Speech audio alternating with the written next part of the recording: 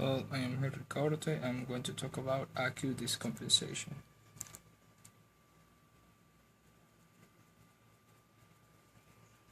Acute descompensated heart failure, ADHF, is a worsening of the symptoms, typically shortness of breath, dyspnea, edema, and fatigue, in a patient with existing heart disease.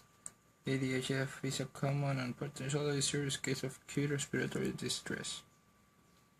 Chronic stable heart failure may easily descompensate. This most commonly results from an intercurrent illness, myocardial infarction, arrhythmias, uncontrolled hypertension, or a patient failure to maintain a full good breath. Other well-recognized precipitating factor includes anemia and hyperthyroidism, which plays additional strain on heart muscles.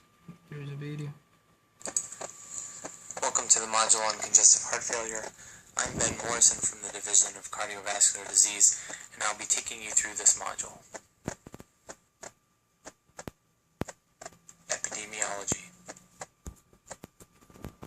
Let's keep this part simple. Excessive fluid or salt intake, medication that cause fluid retention, such as NSAIDs, that thiazolidinions, may also precipitate descomposition.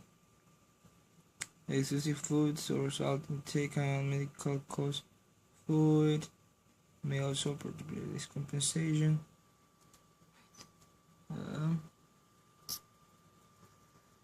Acute myocardial intervention can precipitate acute descompensation. Heart failure will necessitate emergent revascularization with thrombolytics, percutaneous coronary intervention, or coronary artery bypass graft.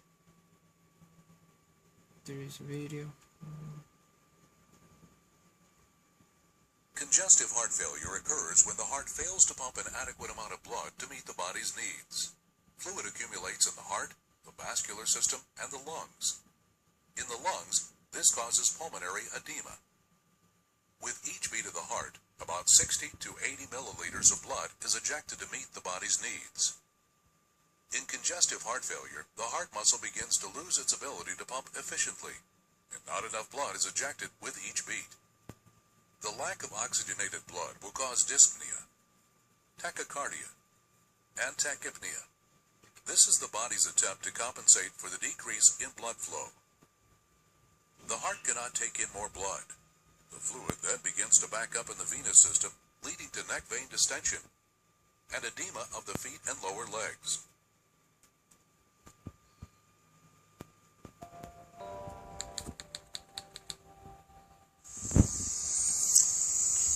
Thank you. CARES stands for Cardiorenal Rescue Study in Acute Decompensated Heart Failure, and this was a project sponsored by the NHLBI and performed by the Heart Failure Clinical Research Network.